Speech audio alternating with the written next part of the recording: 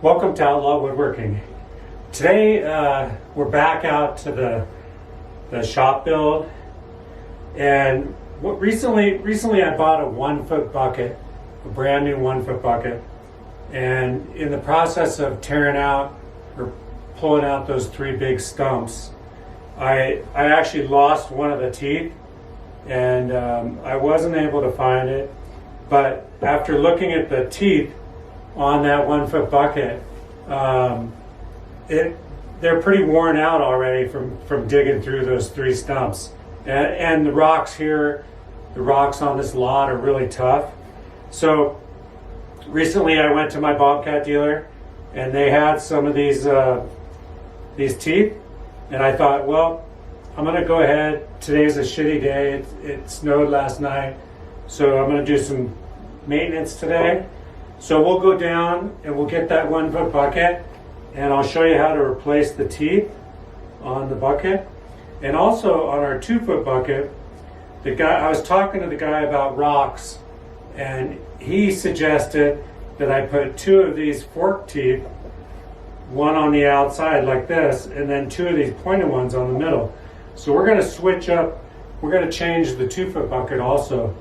And yeah, something to do on a snowy day, so let's get started. And these are the pins they use, but I'll show you how to do it.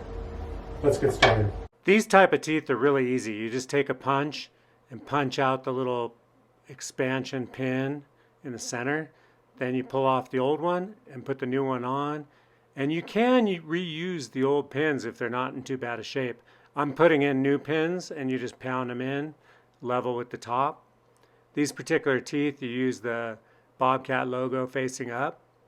I then switch over to the 2 foot bucket and punch out all these pins, and then proceed to put on these other teeth. Now these teeth, this is a pretty aggressive pattern. You got forks on the outside and points on the inside, so this should be pretty interesting. Right after I get these on, I'm going to go down here and try this out before the snow starts coming in too heavy.